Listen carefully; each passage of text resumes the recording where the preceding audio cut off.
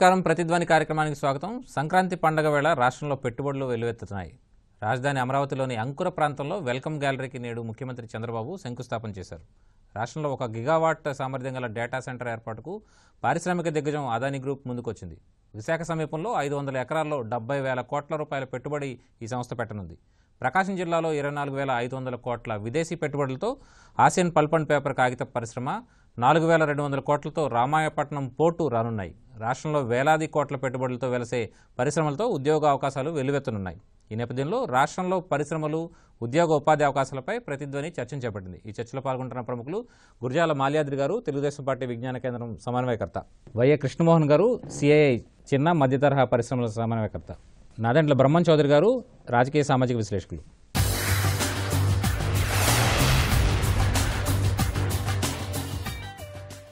మాల్యాద్రి గారు, ఒక రకంగా అదానీ పరిశ్రమ 1 గిగావాట్ సామర్థ్యం ఉన్నటువంటి డేటా సెంటర్ రాబోతుంది. అలాగే రామాయపట్నం వద్ద కాగిత పరిశ్రమ దాదాపు 24,000 కోట్లతో, అలాగే అక్కడ పోర్టు కూడా ఏర్పాటు చేయాలని చెప్పి రాష్ట్ర ప్రభుత్వం భావిస్తుంది. వీటన్నిటిని ఎట్లా చూస్తారు? రాష్ట్రంలో ఒక పరిశ్రమలకు సంబంధించినటువంటి ఒక వాతావరణం వచ్చినట్టు. సంక్రాంతికి ముందే చంద్రబాబు నాయుడు గారు పెట్టుబడుల పండుగ తెచ్చారు.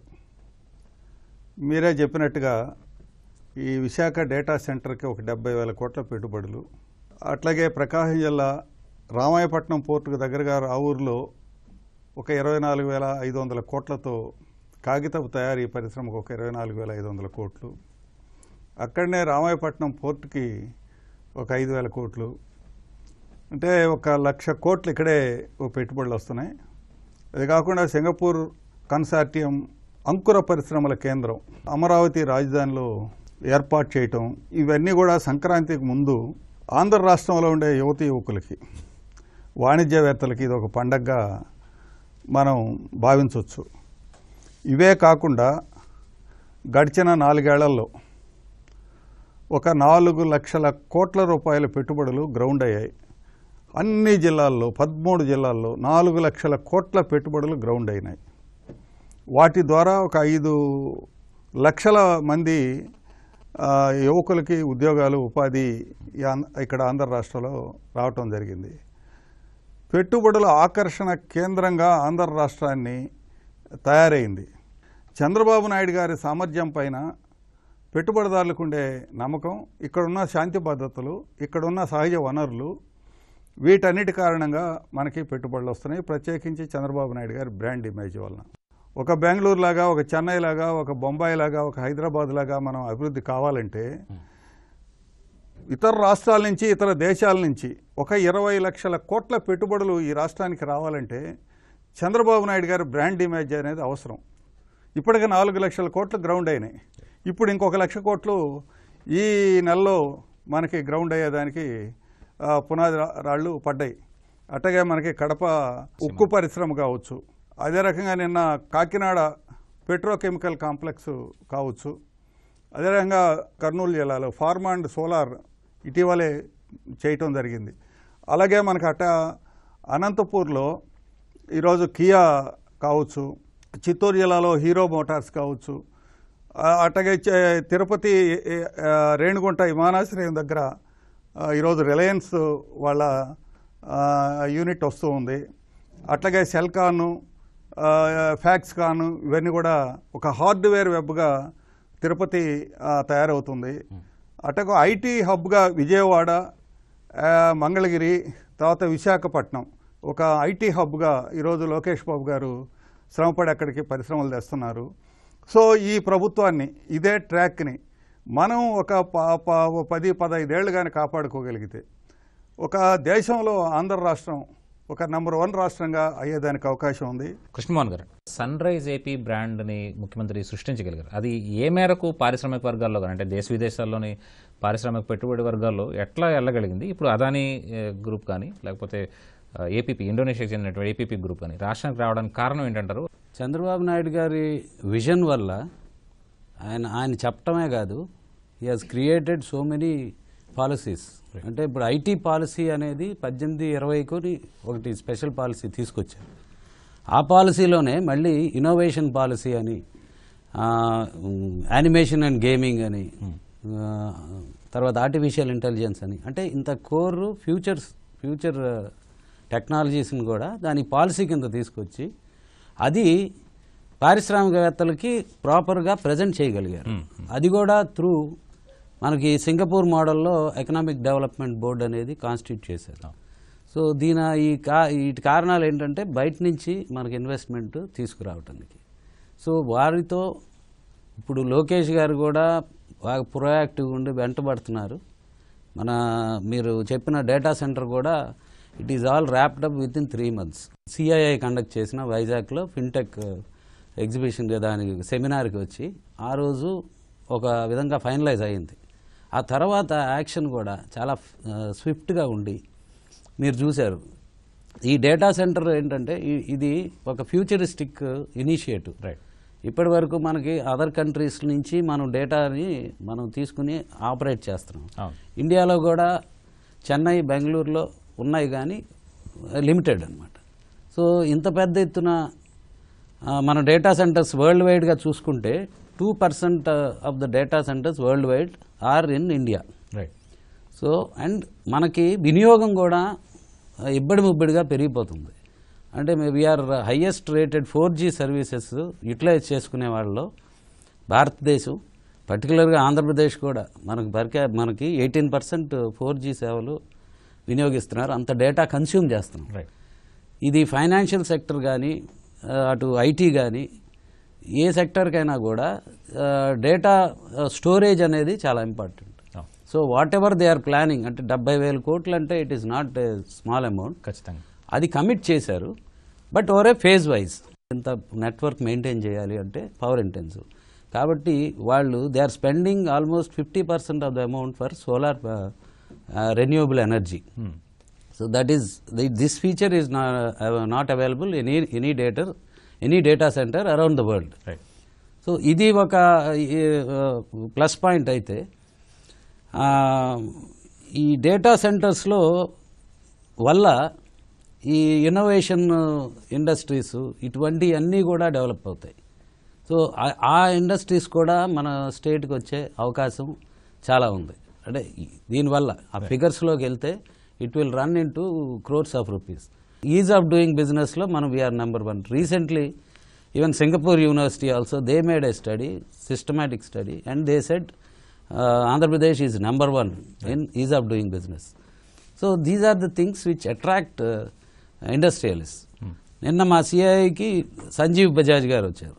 సో ఆయన కూడా ఏంటంటే we will try to bring financial services industry into Vizag and Amaravati. So ఈ రెండు ఏంటంటే ఫైనాన్షియల్ ట్రాన్సాక్షన్సే చాలా biggest companies in the world.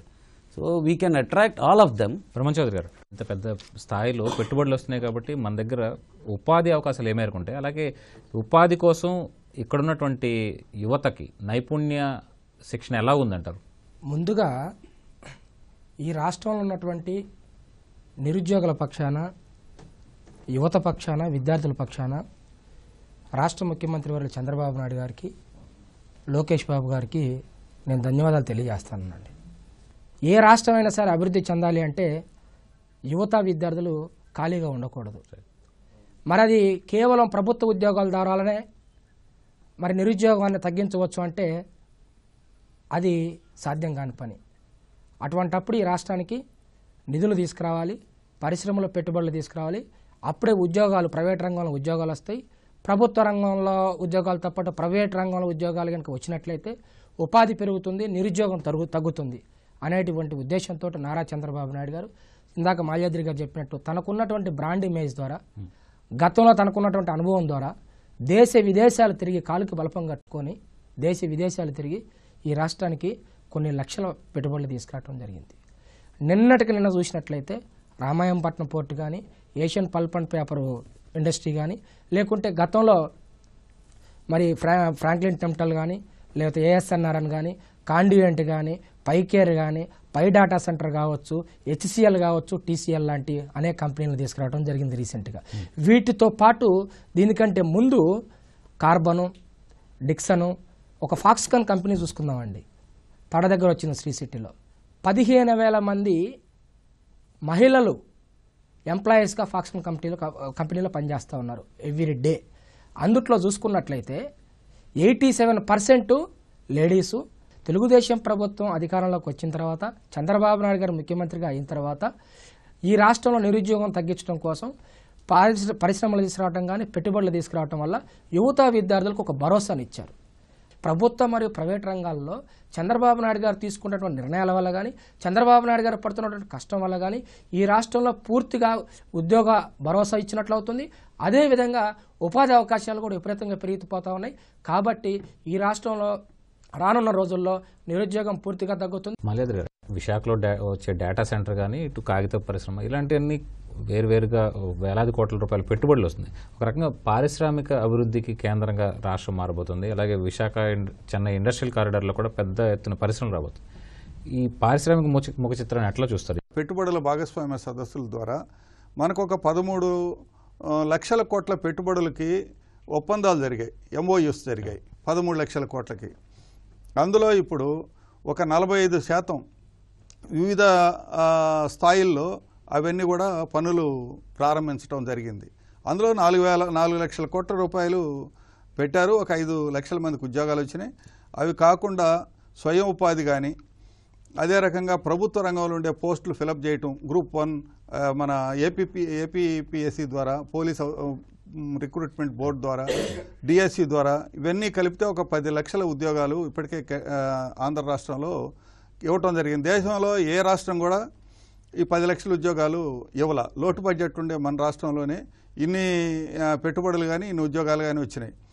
మనకి ఇంకా పెద్ద ఎత్తున పెట్టుబడులు రావాలి. ఈ వ్యవసాయక రాష్ట్రం ఒక పారిశ్రామిక రాష్ట్రంగా తయారు కావాలి. వ్యవసాయం మనకి ఇక్కడ ఉండటం ఒక అదృష్టం.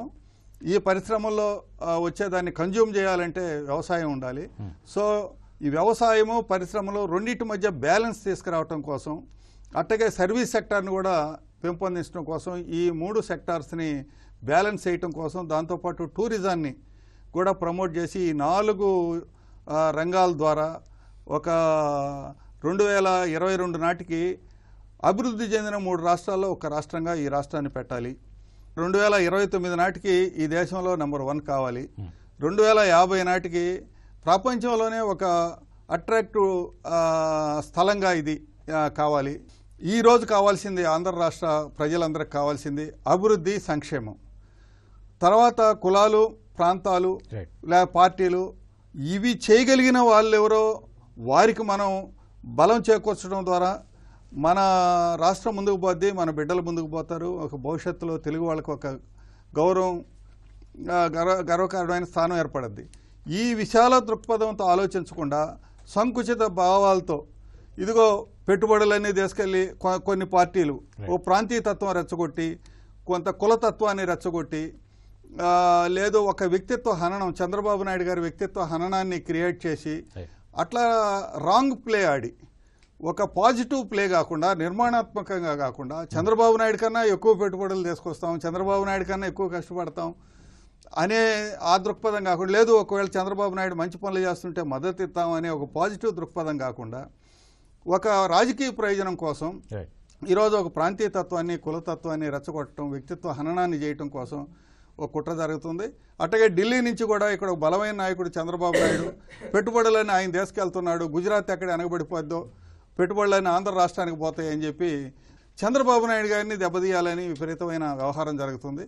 కాబట్టి ఆంధ్ర రాష్ట్రంలో ఉండే యువకులకి, ఆంధ్ర రాష్ట్రంలో ఉండే 5 కోట్ల ప్రజలకి ఆలోచించండి.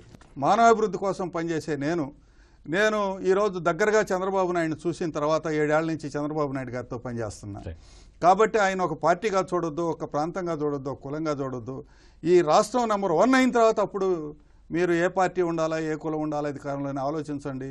అప్పటిదాకా అభివృద్ధిని, సంక్షేమాన్ని ఎవరు వేయగలరా, బ్రాండ్ ఎవరికి ఇమేజ్ ఉంది, ఆ విజన్ ఎవరికి ఉందని మాత్రం ఆలోచించమని విజ్ఞప్తి చేస్తాం.